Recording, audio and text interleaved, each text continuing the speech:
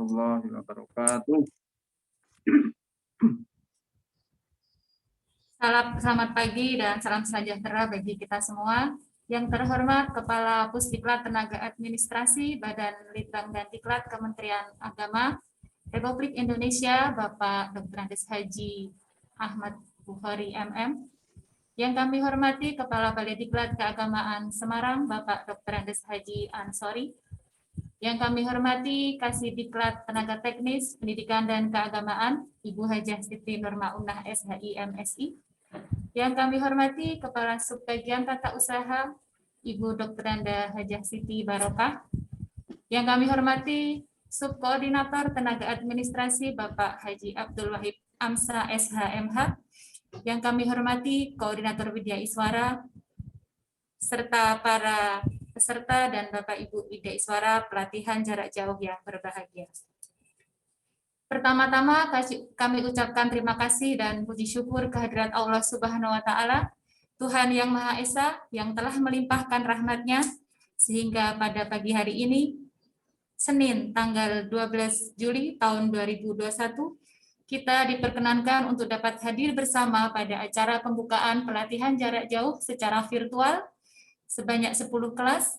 Yang pertama, PJJ Pembelajaran Tematik MI Angkatan 4, Pembelajaran Tematik MI Angkatan 5, Pembelajaran Tematik RA Angkatan 2, Pembelajaran Tematik RA Angkatan 3, Metodologi Pembelajaran Angkatan 3, Metodologi Pembelajaran Angkatan 4, Pendekatan Saintifik Pembelajaran Angkatan 3, Pendekatan Saintifik Pembelajaran Angkatan 4, PTK Angkatan 2, serta PTK Angkatan 3 di lingkungan Kementerian Agama Provinsi Jawa Tengah dan Daerah Istimewa Yogyakarta. Bapak Ibu hadirin yang kami hormati, marilah acara pembukaan pada pagi hari ini kita mulai bersama dengan membaca basmalah. Bismillahirrahmanirrahim. Menyanyikan lagu Indonesia Raya, hadirin dimohon berdiri.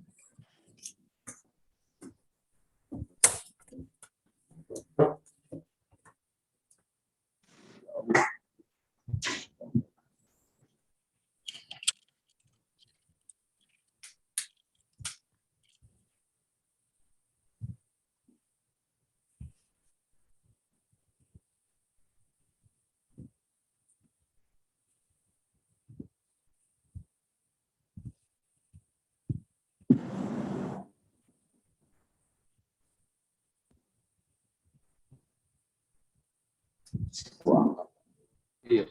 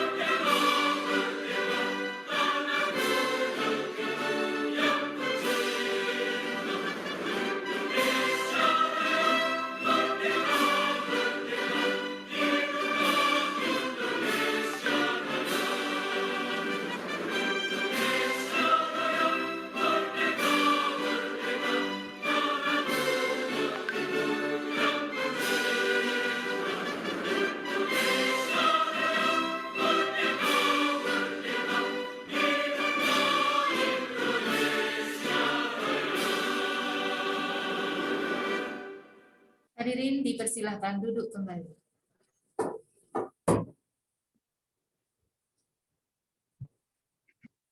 Pembacaan doa yang akan dipimpin oleh Bapak Ahmad Subhan SHI MSI, kami silakan.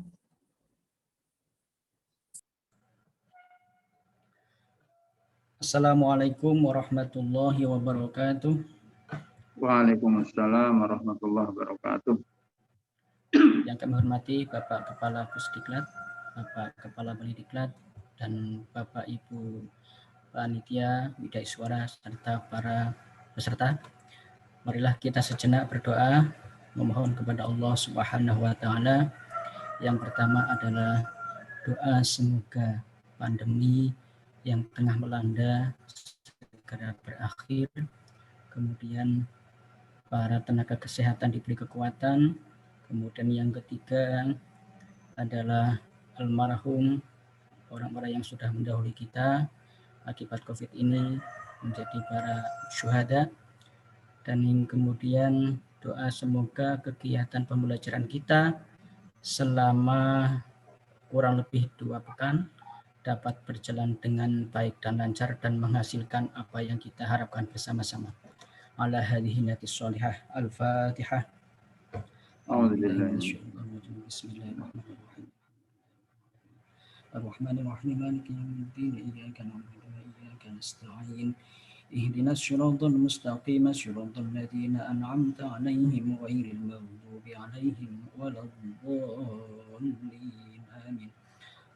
A'udzu billahi minasyaitonir rajim. Bismillahirrahmanirrahim.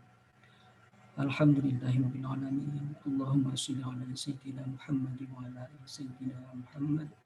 Rabbana zalamna anfusana wa illam taghfir lana wa tarhamna lanakunanna minal khasirin. La ilaha illa anta subhanaka inni kuntu minadh dhalimin. Bismillahilladzi la yadurru ma ismihi syai'un fil ardi wala fis sama' wa huwas sami'ul 'alim. Bismillahilladzi la yadurru ma ismihi syai'un fil ardi wala fis sama' wa huwas sami'ul 'alim. A'udzu bikalimatillahi tammati min syarri ma khalaq. Allahumma ighfir lana dzunubana wa liwalidayna warhamhuma kama rabbayana shighara waghfir lil muslimina wal muslimat wal mu'minina wal mu'minat. Allahumma anfa'na bima 'allamtana wa 'allimna ma yanfa'una. Allahumma anfa'na bima 'allamtana wa 'allimna ma yanfa'una. Allahumma anfa'na bima 'allamtana wa 'allimna ma yanfa'una. Rabbana atina fid dunya hasanah wa fil akhirati hasanah wa qina 'adzabannar. Wa sallallahu ala sayyidina Muhammad walhamdulillahi rabbil alamin. Lil qabul al-Fatihah. Ar-Rahmanir-Rahim.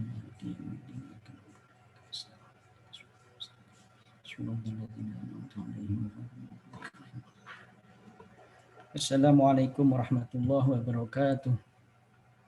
Waalaikumsalam warahmatullahi wabarakatuh. Bapak Ibu hadirin yang kami hormati, mengawali acara pada pagi hari ini, laporan penyelenggaraan pelatihan jarak jauh yang akan disampaikan oleh Kepala Balai Diklat Keagamaan Semarang kepada Bapak Haji Ansori, kami silakan.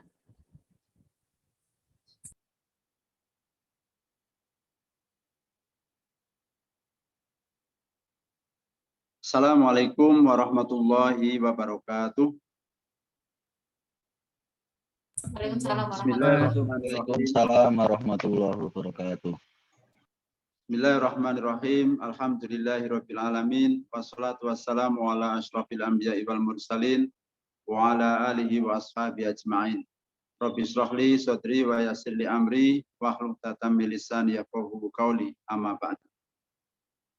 Yang hormati Bapak Kepala Pusdiklat, tenaga teknis, tenaga administrasi, Badan Litbang dan Diklat yang kami muliakan, Bapak Haji Ahmad Bukhari, yang hormati Koordinator Widya Suara pada Balai Diklat Keagamaan Semarang, yang hormati para Widya Suara, yang hormati para pejabat struktural, Ibu Kasubag Tata Usaha, Ibu Kepala Seksi Tenaga Teknis Pendidikan dan Keagamaan, dan Bapak Subkoordinator Teknis Diklat Teknis Administrasi, Bapak Haji Abdul Wahid Amsa, para panitia, serta para peserta pelatihan jarak jauh Angkatan ke-6 tahun 2021 Balai Diklat Keagamaan Semarang.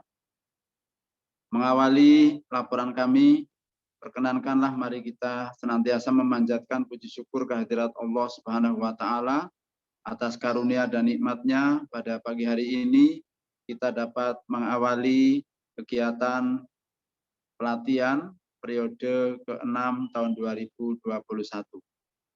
Semoga Allah Subhanahu wa Ta'ala senantiasa melimpahkan kekuatan, kesabaran, serta perlindungan kepada kita semua, sehingga kita dapat menjalani pelatihan ini dari awal sampai akhir tanpa aral satu apa. Amin ya Rabbal Alamin.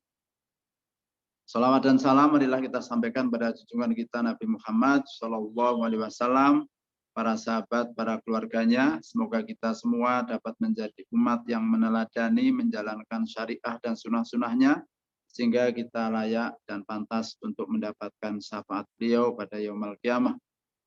Bapak Kepala Pusdiklat Tenaga Administrasi yang kami hormati, perkenankan pada kesempatan yang baik ini kami akan menyampaikan laporan penyelenggaraan pelatihan jarak jauh periode 6. Pertama, kami mengaturkan terima kasih atas perkenan Bapak Kepala Pusat Pelatihan, Pendidikan dan Pelatihan Tenaga Administrasi yang pada pagi hari ini berkenan untuk menyapa bersilaturahim dengan kami yang ada di BDK Semarang beserta seluruh tim Wideswara, pejabat struktural, panitia maupun peserta yang akan memulai pelatihan pada pagi hari ini. Bapak Kepala Pusat yang kami muliakan, kami laporkan bahwa pelatihan yang akan kita mulai pada hari ini adalah pelatihan periode 6 tahun 2021 atau periode terakhir dari 6 periode yang kami laksanakan yang telah dimulai pada bulan Februari tahun 2021 dan hari ini adalah periode yang ke-6 yang akan dimulai hari ini tanggal 12 Juli 2021 sampai dengan tanggal 23 Juli 2021. Pelatihan pada angkatan 6 ini atau angkatan yang terakhir atau putaran terakhir ini meliputi 10 angkatan atau 10 kelas, terdiri dari pelatihan jarak jauh, pembelajaran tematik MI angkatan 4 dan 5, pembelajaran tematik Raudatul Atfal angkatan 2 dan 3, metodologi pembelajaran angkatan 3 dan 4, pendekatan saintifik dalam pembelajaran untuk angkatan 3 dan 4, penelitian tindakan kelas untuk angkatan 2 dan 3. Jumlah 10 angkatan dengan total peserta sebanyak 400 orang peserta. Alhamdulillah dari 400 orang peserta ini kami lihat di dalam daftar hadir yang sudah terlihat dalam list di depan kita sudah mencapai 350 orang bergabung bersama kita dalam pembukaan ini. Masih ada 50 orang mungkin masih dalam taraf dan proses mencari jaringan. Kegiatan ini akan dilaksanakan mulai hari ini Senin tanggal 12 Juli sampai dengan 23 Juli 2021. Tempat dipusatkan untuk sistemnya adalah di Balai Diklat Keagamaan kita, Balai Diklat Keagamaan Semarang. Adapun peserta Wideswara berada pada tempat tugas dan di rumah masing-masing, di mana saat ini adalah dalam status work from home, sehingga tempat tugas, tempat kerjanya adalah di rumah masing-masing. Selanjutnya kami laporkan para narasumber dan pengajar. Para narasumber dan pengajar adalah para pejabat di lingkungan Badan Litbang dan Diklat Kementerian Agama Republik Indonesia, para pejabat pada Direktorat Jenderal Pendidikan Islam, para pejabat pada Kanwil Kementerian Agama Provinsi Daerah Istimewa Yogyakarta dan Provinsi Jawa Tengah, para pejabat, para wideswara yang ada di BDK kita, BDK Semarang. Bapak Kapus yang kami hormati, mohon izin kami menyampaikan beberapa hal terkait dengan BDK Semarang dan berbagai proses yang tengah berlangsung di dalam pelaksanaan pelatihan ini. Pelatihan jarak jauh ini sudah kami mulai sejak bulan Februari 2021 dengan melalui tahapan yang cukup panjang, yaitu di bulan Desember kita telah melaksanakan seleksi dengan pendaftar awal sebanyak 15.721 orang, kemudian mengikuti seleksi sebanyak 9.611, kemudian dinyatakan lulus seleksi sebanyak 2.446 orang.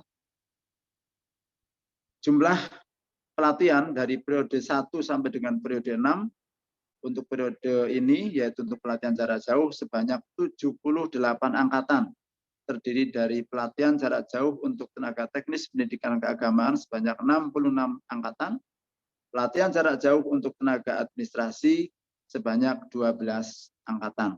Sehingga jumlah peserta atau alumni yang dihasilkan dari 78 angkatan ini adalah sebanyak 3.120 orang.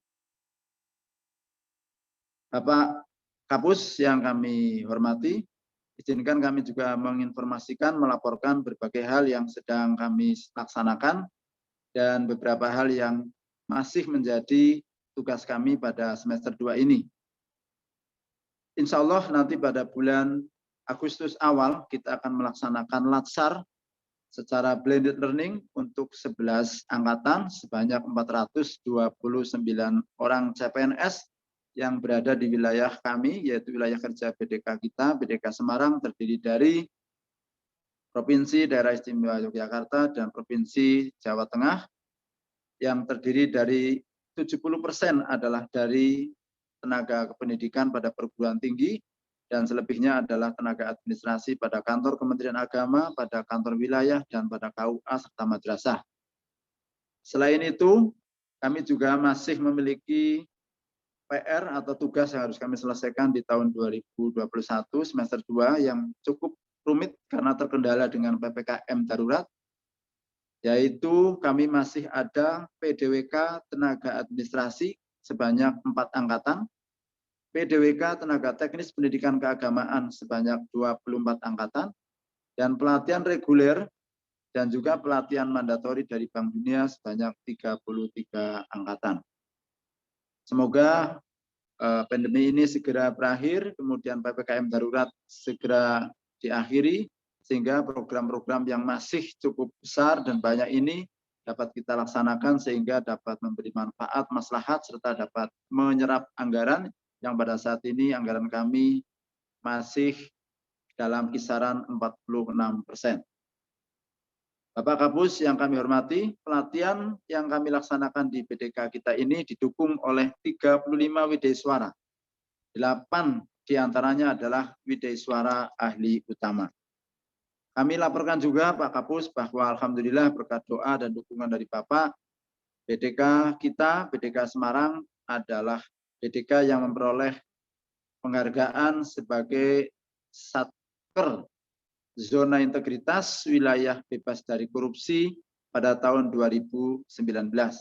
Saat ini, tahun 2021, kami BDK kita, BDK Semarang, dinominasikan untuk dapat maju menjadi kandidat dan meraih wilayah birokrasi bersih melayani. Hal ini adalah sesuai dengan Surat Menteri Agama kepada Menteri Pendayagunaan Aparatur Negara nomor R22/MA/OT.00/6/2021 tanggal 3 Juni 2021 tentang usulan satuan kerja unit pelaksana teknis berpredikat WBK dan WBBM pada Kementerian Agama tahun 2021 bersama dengan 54 satker yang ada di Kementerian Agama yang dimajukan untuk menjadi kandidat WBK dan WBBM, yaitu 49 satker untuk calon WBK dan 5 satker untuk WBBM. Kami laporkan juga Pak Kapus bahwa kami saat ini juga dalam rangka memperkuat WBK dan juga untuk memperkuat raihan nilai WBBM, kami saat ini sedang disertifikasi, sedang diaudit internal oleh lembaga pensertifikasi nasional yaitu dari Sukovindo untuk sertifikasi sistem penjaminan mutu, yaitu ISO 9001/2015, dan juga kami sedang memperkuat dengan sertifikasi sistem manajemen anti penyuapan yaitu ISO 37001-2016. Demikian Bapak Kapus, beberapa hal terkait dengan penyelenggaraan pelatihan, khususnya Angkatan 6 atau Angkatan terakhir ini, sekaligus sekilas tentang BDK kita. Kami di sini sering menyebut BDK kita, supaya kita lebih akrab, lebih dekat, lebih bersahabat, dan lebih bersaudara, sehingga kita menyebutnya adalah BDK kita. Kita adalah singkatan dari komitmen, inovatif, transparan, dan amanah. Ini adalah bahasa yang selalu kita sampaikan kepada seluruh peserta agar menyebut BDK Semarang adalah BDK kita, milik kita, untuk kita, dari kita, dan kembali kepada kita semua. Akhirnya mohon berkenan Bapak Kapus untuk memberikan arahan, membuka sekaligus memberikan materi pada pelatihan pagi ini, sekaligus insya Allah beberapa jadwal ke depan juga Bapak Kapus mohon berkenan untuk menyapa dan menyampaikan materi. Kepada seluruh panitia, kami ucapkan terima kasih atas kerja kerasnya di tengah PPKM. Bapak Ibu tetap bekerja, menjadikan rumah sebagai tempat tugas kita. Demikian juga para widyaswara melaksanakan tugas di rumah masing-masing. Rumah menjadi tempat tugas, tugas dari rumah. Dari rumah kita bekerja, dan kita bekerja dari rumah. PPKM atau WFH adalah bekerja dari rumah, bukan libur panjang. Terima kasih. Semoga Allah SWT senantiasa memberikan kekuatan lahir batin bagi kita semua, apalagi kita sedang dalam proses belajar mengajar. Allah menjanjikan akan melindungi dan memberikan derajat yang tinggi kepada orang yang menuntut ilmu dan orang yang menyampaikan ilmu. Semoga kita semua termasuk dalam kelompok orang-orang yang menuntut ilmu dan menyampaikan ilmu yang akan selalu dalam lindungan Allah SWT di tengah pandemi yang ada di Indonesia ini. Terima kasih. Mohon maaf atas segala kekurangan. Wa'alafu minkum. Wassalamualaikum warahmatullahi wabarakatuh. Waalaikumsalam warahmatullahi wabarakatuh. Waalaikumsalam warahmatullahi wabarakatuh. Bapak Ibu hadirin yang kami hormati, selanjutnya sambutan sekaligus membuka pelatihan jarak jauh periode 6 yang akan disampaikan oleh Kepala Pusdiklat Tenaga Administrasi Badan Litbang dan Diklat Kementerian Agama Republik Indonesia kepada yang terhormat Bapak Dr. Andes Haji Ahmad Buhari MM. Kami silakan. Terima kasih. Assalamualaikum warahmatullahi wabarakatuh. Waalaikumsalam warahmatullahi wabarakatuh. Alhamdulillahirabbil alamin wassalatu wassalamu ala asrafil anbiya'i wal mursalin sayyidina wa maulana Muhammadin wa ala alihi wa sahbihi ajma'in. Amma ba'du. Wa qala ta'ala fabima rahmatin minallahi linta lahum walau kunta fazzan ghalizal qalbi lanfadhu min hawlik wa'fu anhum wastaghfir lahum wasawwirhum fil amr fa iza azamta fatawakkal 'ala Allah. Al-ayah. Yang saya hormati Bapak Kepala Balai Diklat Semarang, sahabat saya yang baik, ganteng itu ya. Masih ganteng saja wajahnya dari dulu sampai sekarang. Mudah-mudahan gantengnya tidak pernah kurang. Juga para kasubag dan kasih di lingkungan BDK, para widyaiswara, para panitia penyelenggara, dan juga para seluruh peserta pelatihan yang berbahagia.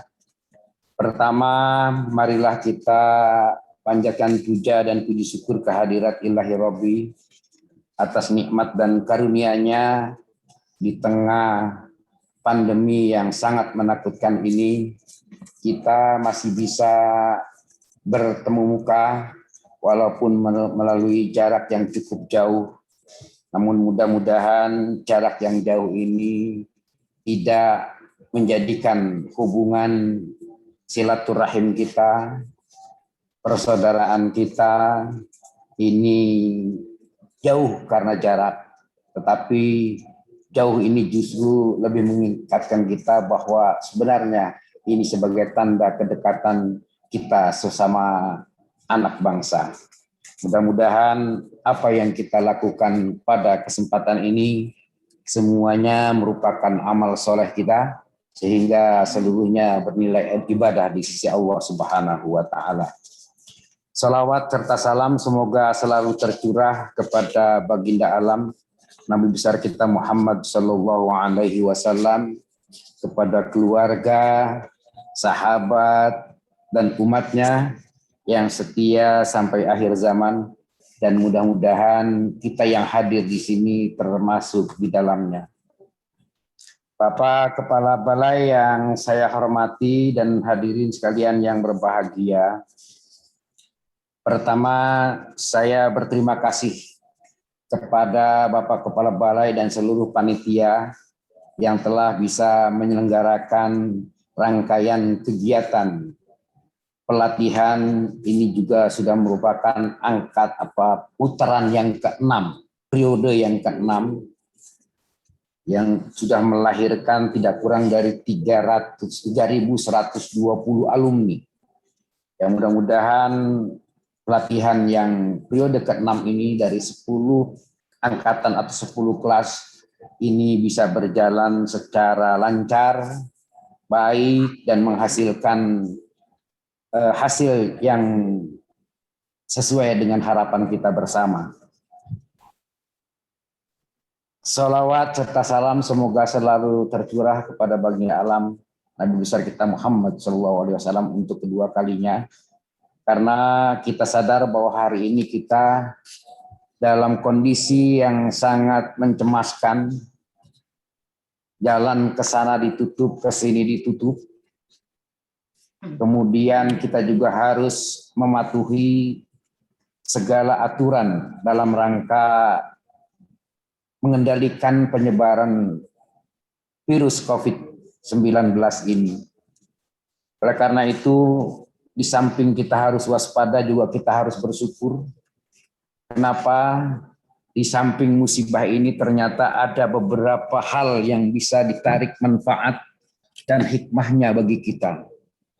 Pertama, kita hari ini bisa beribadah di rumah dengan keluarga kita, yang mungkin di hari-hari lain jarang kita melakukan sholat berjamaah dengan anak dan keluarga kita. Namun dengan peristiwa ini ternyata kita didekatkan oleh Allah Subhanahu wa Ta'ala dengan anak-anak dan sanak keluarga kita. Mungkin kalau tidak ada wabah ini kita harus bekerja setiap hari ke kantor, pulang sore, ketemu anak pun kadang-kadang tidak ketemu. Tapi ada hikmah di balik itu. Itu yang pertama. Yang kedua, ada ibadah yang kita tidak perkirakan. Bahwa ternyata dengan adanya wabah ini kita berusaha untuk menghindarkan diri dari penyakit yang berbahaya ini. Menghindarkan diri dari penyakit berbahaya ini juga merupakan salah satu amal soleh. Jadi ada 2 amal perbuatan yang bisa kita lakukan pada musibah ini. Jadi janganlah kita berkecil hati dan jangan juga kita merasa ketakutan. Tapi kita syukuri semuanya ini ada hikmah di balik musibah yang sedang melanda ini. Inilah barangkali pengantar saya yang pertama kepada Bapak dan Ibu sekalian pada acara pelatihan ini. Selanjutnya, bahwa pelatihan belajar menuntut ilmu ini adalah sesuatu yang memang tidak pernah ditutup sampai akhir hayat kita. Semakin kita belajar, maka semakin banyak kita ketahui tentang kebodohan kita. Semakin banyak kita membaca, semakin banyak bahwa ada sesuatu yang kita tidak ketahui.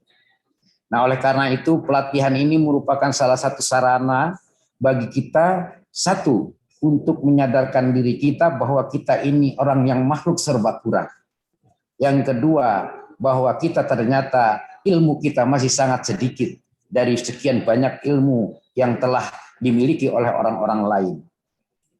Nah, oleh karena itu kepada peserta pelatihan saya harap ikuti pelatihan ini dengan sebaik-baiknya agar apa yang nanti disampaikan oleh para narasumber ini bisa dicerna, bisa dipahami dengan sebaik-baiknya, sehingga nanti hasil dari pelatihan ini bisa ditularkan, dikembangkan kepada peserta didik kita di seluruh jenjangnya. Saya pada hari ini berbahagia karena berhadapan dengan guru-guru. Guru-guru itu adalah makhluk yang paling mulia. Karena tidak ada guru yang kalau muridnya pintar itu dia kecewa. Bahkan kalau ada muridnya lebih pintar dari gurunya, kebanggaan yang luar biasa yang dimiliki oleh seorang guru.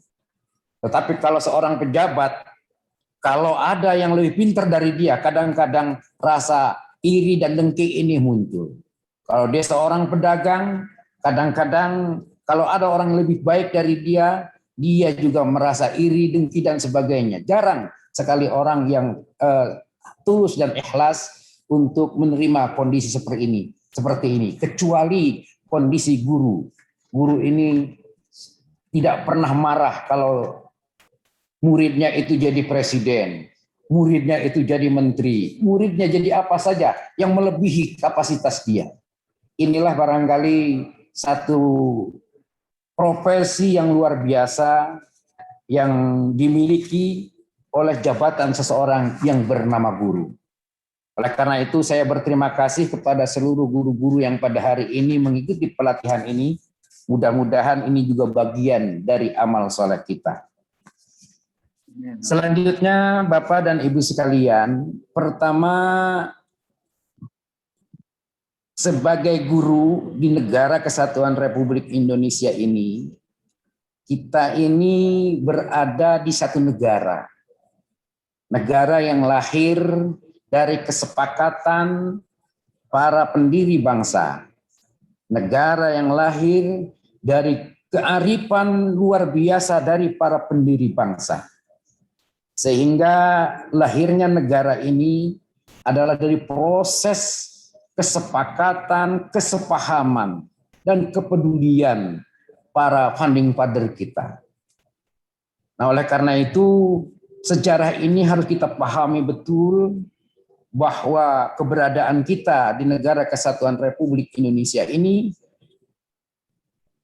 dibentuk, dibuat oleh para pendiri bangsa ini dengan mengorbankan kepentingan-kepentingan pribadinya, dengan mengorbankan kepentingan-kepentingan kelompoknya demi kepentingan yang lebih besar, yaitu kepentingan bangsa dan negara. Sebagai salah satu contoh, barangkali ini ada orang Jogja. Di Jogja itu ada kerajaan yang namanya Kerajaan Kesultanan Jogja. Ketika merdeka, dia punya kekuasaan yang luar biasa. Dia punya wilayah yang cukup luas. Kalau saja dia tidak memikirkan tentang kepentingan bangsa yang lebih luas, tidak mungkin akan diserahkan kekuasaan yang ia miliki kepada orang lain. Juga di daerah lain, di Sumatera, Aceh, di Ternate, dan lain sebagainya. Semuanya itu ditanggalkan oleh mereka demi terbentuknya negara ini. Padahal kalau dilihat hari ini, orang ini mengejar sesuatu untuk kepentingan kelompoknya dan pribadinya. Tapi kalau kita lihat contoh para pendiri bangsa ini, luar biasa. Dia mengorbankan kekuasaannya, mengorbankan hartanya, mengorbankan segala apa saja demi terbentuknya negara. Oleh karena itu, kelahiran negara ini berangkat dari kemajemukan dan kebinekaan yang luar biasa. Hal inilah yang harus segera dimiliki oleh para tenaga pengajar, pendidik. Sampaikan ini semua kepada anak didik kita, bahwa negara kita ini dibentuk oleh para pendiri bangsa ini, para ulama, para pejuang, para negarawan, para pedagang, dan lain sebagainya, para kiai, dan sebagainya. Ini duduk bersama.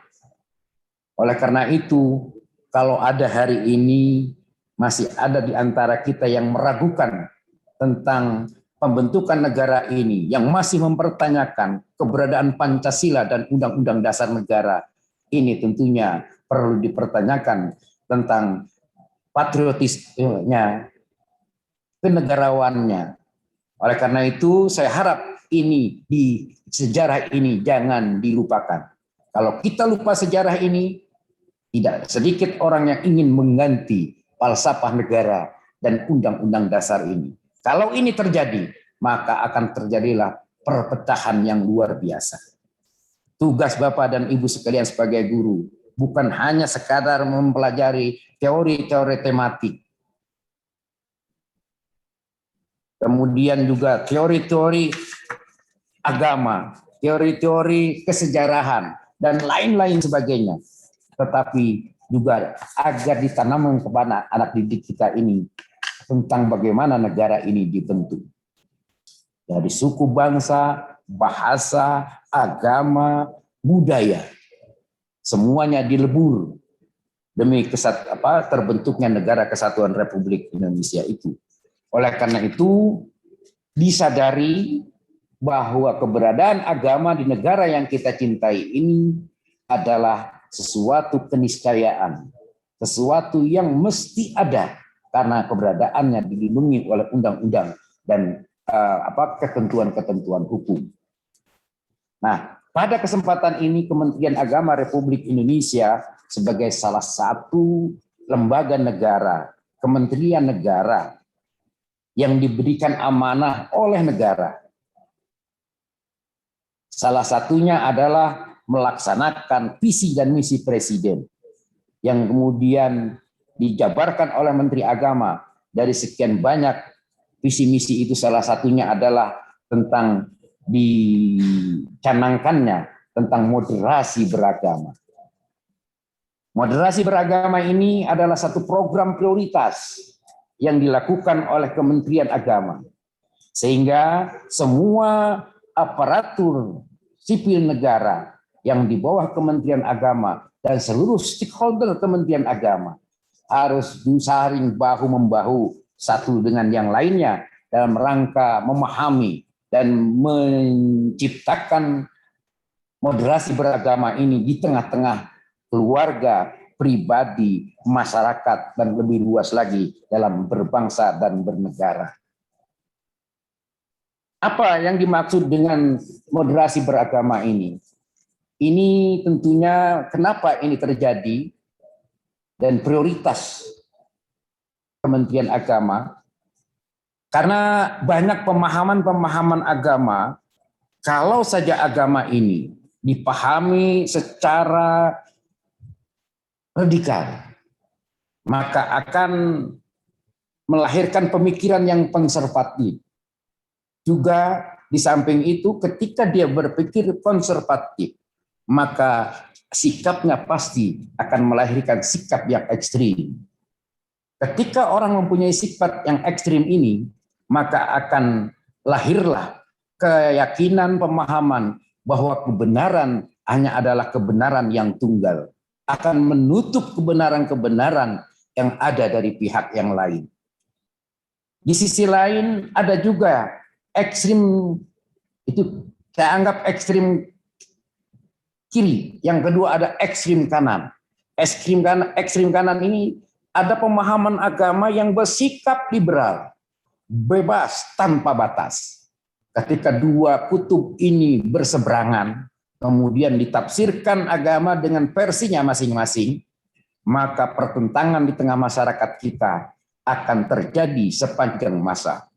Oleh karena itu, moderasi beragama ini dijadikan sebagai salah satu solusi dalam menjawab tantangan zaman, tantangan hidup berbangsa di negara kita yang kita cintai ini, agar tidak terjadi pertentangan. Perbedaan merupakan satu keniscayaan dalam hidup ini, tapi perbedaan bukanlah menjadi penyebab terjadinya kebencian. Perbedaan bukan yang menyebabkan terjadinya permusuhan. Baik perbedaan yang menyebabkan permusuhan, baik perbedaan yang menyebabkan kebencian, maupun nanti yang akan melahirkan sikap intoleran, ini tentunya tidak boleh terjadi di tengah masyarakat kita. Maka prioritas Kementerian Agama tentang moderasi ini adalah berpikir yang moderat, yang di tengah-tengah, tidak ke kanan-kananan dan juga tidak ke kiri-kirian, tidak berpikir radikal, juga tidak berpikir liberal. Itu yang pertama. Yang kedua, bahwa agama ini bukan hanya Islam saja, tapi ada Hindu, Buddha, Kristen, dan lain sebagainya. Nah, keberadaan mereka, kita, kalau kata bahasa Pak Kepala Balai tadi, jadi kita, agama yang ada di kita, ini ternyata banyak. Masing-masing mempunyai perbedaan, punya pemahaman, dan lain sebagainya. Nah, perbedaan ini tidak bisa dianggap sesuatu yang harus dipertentangkan. Apalagi kalau kita sebagai seorang muslim, makanya urusan hidayah itu sering saya katakan sudah diajarkan oleh Allah Subhanahu wa taala kepada Nabi Muhammad SAW, bahwa hidayah itu bukan karyanya para ustadz, bukan karyanya para kiai, juga bukan karyanya Nabi hidayah itu. Tapi keurusan hidayah adalah wilayah otoritas Allah Subhanahu wa taala. Kita, ustadz, guru, kiai, Nabi hanya memberikan pembelajaran kepada masyarakat, kepada umat, bahwa kalau ingin mencari Islam harus begini. Kalau menjadi Islam harus begini. Jadi hidayahnya itu adalah kewenangan Allah, bukan kewenangan manusia. Jadi kalau nanti kita mengajak orang ternyata tidak ikut, kita nggak boleh berfrustasi. Tidak boleh kecil hati, karena tugas kita hanya menyampaikan. Diterima atau tidak, itu urusan Allah Subhanahu wa ta'ala. Ingat ketika Amul Uzni, pada masa kesedihan Rasulullah Shallallahu Alaihi Wasallam, ketika dia ditinggal oleh istrinya, kemudian ditinggal oleh pamannya yang menurut salah satu kaul dikatakan tidak mengikuti ajaran Islam, meninggal dunia padahal berjuang membantu Nabi, segala macam membantu Nabi, maka turunlah ayat innaka la tahdi man ahbabta walakinnallaha yahdi man yasha. Sesungguhnya engkau hai Muhammad, kata Allah Subhanahu wa taala, la tahdi, tidak akan bisa memberikan hidayah man ahbabta, kepada orang yang engkau cintai sekalipun, walakinnallaha yahdi man yasha, kecuali Allah lah yang memberikan petunjuk kepada yang Ia kehendaki. Artinya apa? Bahwa kita wajib berikhtiar. Urusan hidayah, urusan Allah Subhanahu wa taala. Saya ingat dulu ketika saya masih kuliah, saya punya dosen mata kuliah Kristologi dan aliran modern. Itu yang namanya Karel Standring dan Maria Goretz. Ini orang orientalis. Dia hafal Quran, hafal ratusan hadis, tetapi ketika waktu itu saya tanya, kenapa Bapak tidak bisa masuk Islam? Juga saya tanya kepada Maria Goretz, kenapa Ibu juga tidak masuk Islam? Apa jawab mereka? Urusan hidayah ini adalah sulit, walaupun saya paham tentang Al-Quran, walaupun saya paham tentang hadis. Jadi tidak ada jaminan orang hafal Quran itu juga bisa memeluk agama Islam. Nah, ini barangkali mahalnya hidayah. Nah, oleh karena itu, ketika hari ini kita menemukan ada orang yang mempunyai perbedaan pemikiran, mempunyai perbedaan pemahaman, itulah barangkali kualitas kemampuan dia dalam memahami agama. Jadi nggak usah kita menganggap bahwa dia adalah lebih jelek dari kita. Mungkin apa yang kita lihat tidak apa yang sebenarnya yang terjadi. Jadi husnuzon saja, biarkanlah perbedaan itu menjadi suatu kekayaan yang luar biasa. Itu kalau terjadi di internal umat kita, apalagi kalau terjadi antar umat beragama. Ya, tentunya ini menjadi sesuatu yang harus kita jaga, harus kita miliki bersama. Nah, oleh karena itu Bapak dan Ibu sekalian, pada kesempatan yang sempit ini ingin saya ingatkan bahwa kalau kita ingin mengembangkan pemikiran moderasi beragama ini paling tidak ada 4 indikator kalau kita ini termasuk orang yang mempunyai berpikiran moderat dalam beragama. Salah satunya adalah komitmen kebangsaan. Komitmen kebangsaan bahwa kita bangsa Indonesia yang lahir dari kemajemukan, yang lahir dari perbedaan-perbedaan, baik perbedaan suku, bangsa, dan agama, budaya, dan lain-lain sebagainya. Nah, bahwa negara kita dibentuk adalah berdasarkan kesepakatan para founding father kita. Yang kedua, komitmen kebangsaan kita bahwa Pancasila dan Undang-Undang Dasar Negara adalah pandangan hidup berbangsa dan bernegara. Negara kita adalah bukan negara agama, tapi negara Indonesia, negara kita adalah negara yang melindungi segenap warganya untuk melaksanakan agamanya berdasarkan keyakinan dan kepercayaannya masing-masing. Itu komitmen yang pertama. Yang kedua, anti kekerasan. Orang yang beragama ini, yang moderat dalam beragama ini, moderasi beragama ini, indikator keduanya anti kekerasan.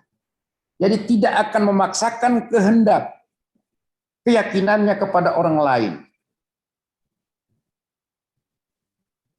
Jadi kalau menyelesaikan masalah, itu diselesaikan dengan cara yang baik.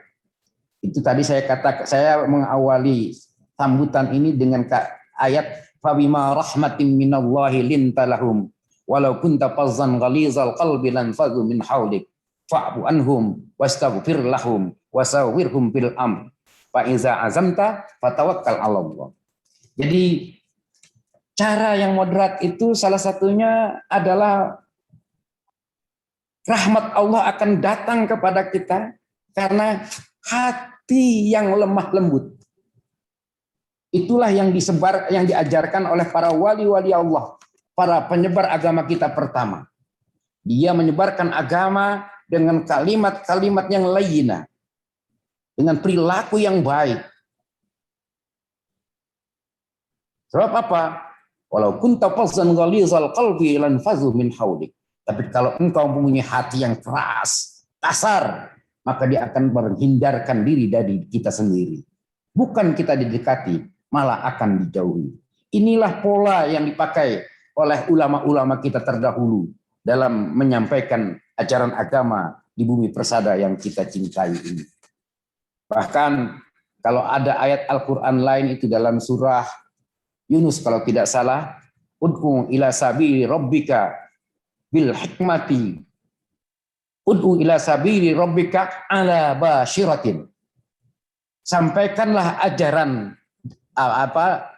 ud'u ila sabili, serulah di jalan Tuhanmu ala basyiratin, dengan dorongan hati sanubari yang dalam. Jadi bukan dengan kalimat yang man ra'a minkum munkaran falyughayyir bi yadihi fa illam yastati fa bilisani fa illam yastati fa biqalbi. Bukan ini yang didahulukan ketika kita ingin menyebarkan agama, tapi yang didahulukan adalah dengan kalimat-kalimat yang thayyibah, yang baik-baik.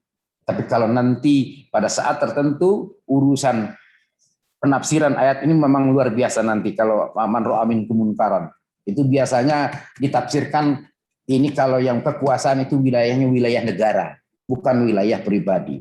Itu barangkali bisa diperdebatkan.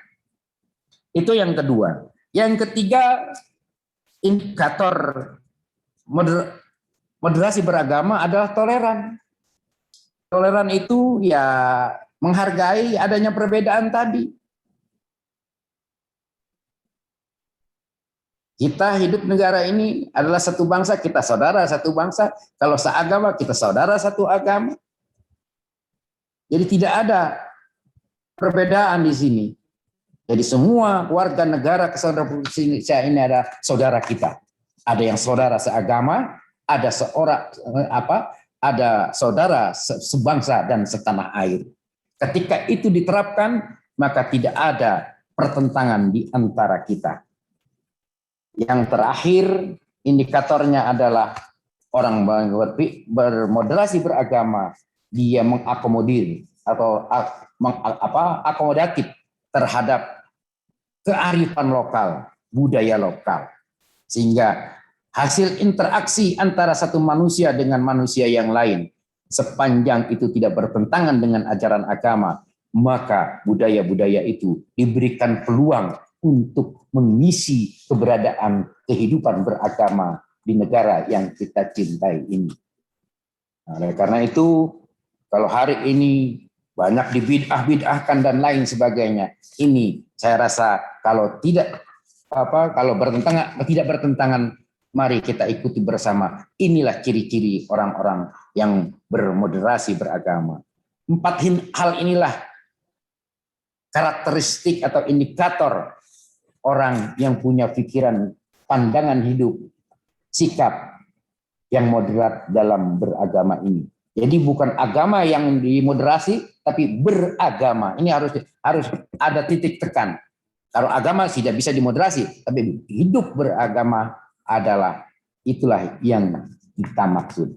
Saya rasa ini yang ingin saya sampaikan, teman-teman sekalian, para guru yang mulia, tolong juga ini diajarkan kepada anak-anak kita. Jangan lagi-lagi kita mempertentangkan apakah agama sesuai dengan Pancasila, Pancasila bertentangan apa tidak dengan agama. Ini sudah diselesaikan oleh para pendiri bangsa ini. Kiai yang mendirikan bangsa ini banyak ulama-ulama besar. Jadi jangan suuzon dengan cara berpikir ulama-ulama kita. Kita yakini bahwa mereka adalah orang-orang yang terpandai pada masa itu. Saya rasa ini yang ingin saya sampaikan. Mudah-mudahan ada manfaatnya untuk kita semua. Mudah-mudahan kita di negara yang kita cintai ini tidak ada lagi pemikiran-pemikiran yang konservatif. Tidak ada lagi pemikiran-pemikiran yang terlalu liberal dalam memahami agama. Semuanya dijadikan cara berpikir yang moderat antara satu dengan yang lain. Saya rasa ini yang ingin saya sampaikan. Kurang lebihnya saya mohon maaf. Dan akhirnya untuk memenuhi hajatnya Bapak Kepala Balai Diklat, dengan memohon ridho Allah Subhanahu wa Ta'ala, bimbingannya serta petunjuknya, dengan mengucapkan Bismillahirrahmanirrahim, maka pelatihan periode ke-6 dengan 10 angkatan atau 10 kelas ini secara resmi saya nyatakan dibuka.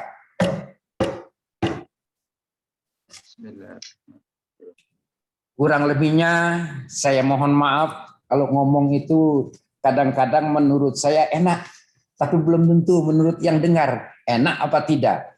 Kadang-kadang menurut saya ini enggak menyinggung, padahal ada yang tersinggung. Ini tidak ada maksud sedikit pun saya untuk mengecilkan orang atau mengkerdilkan orang atau menyakiti siapapun. Kalau itu ada yang tidak baik, saya mohon dibukakan pintu maaf yang sebesar-besarnya. Demikianlah, kurang lebihnya mohon maaf. Wallahul muwaffiq ila aqwamit thoriq. Assalamualaikum warahmatullahi wabarakatuh. Waalaikumsalam warahmatullahi wabarakatuh.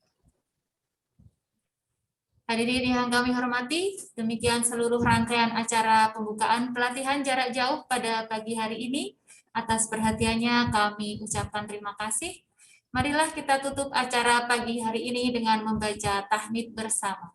Alhamdulillahirabbil alamin. Sekian dari saya, kurang lebihnya mohon maaf. Wassalamualaikum warahmatullahi wabarakatuh. Waalaikumsalam warahmatullahi wabarakatuh. Boleh nambah sedikit, Pak? Boleh, Pak, silakan. Tolong protokol kesehatan diingatkan kepada seluruh peserta, Pak. Ya, protokol kesehatan walaupun di rumah, ya. Ternyata sekarang kan PPKM ini bukan hanya di Jawa dan Bali, sudah bertambah di beberapa kabupaten kota di luar Jawa dan Bali. Artinya bahwa virus ini masih luar biasa. Jadi oleh karena itu kewaspadaan ini menjadi penting bagi kita. Dan juga teman-teman yang lain jangan menganggap remeh dengan penyakit ini. Ya, di Jakarta ini sudah 13.000 hari ini. yang terpapar. Di Jawa Barat 6.000, Jawa Tengah cuma 2.000 Pak kalau tidak salah. Jawa Tengah dengan Jogja itu. Ya, tapi di sini walaupun di sana sedikit bukan berarti sudah aman. Tapi harap buat teman-teman diingatkan. Saya rasa itu barangkali. Terima kasih. Saya mohon pamit Pak Kabalai dan teman-teman sekalian. Ya. Pak Buhari, terima kasih. Ya baik, Bapak Ibu, silahkan untuk bisa meninggalkan ruang Zoom meeting ini dan menuju ke Zoom kelas masing-masing untuk mendapatkan materi overview sesuai dengan jadwal yang sudah Bapak Ibu terima. Untuk angkatan MI angkatan 5 nanti sesuai jadwal yaitu pada pukul 10.30 kebetulan untuk kelas saya. Untuk Bapak Ibu kelas yang lain silahkan berkomunikasi di grup WA masing-masing. Terima kasih.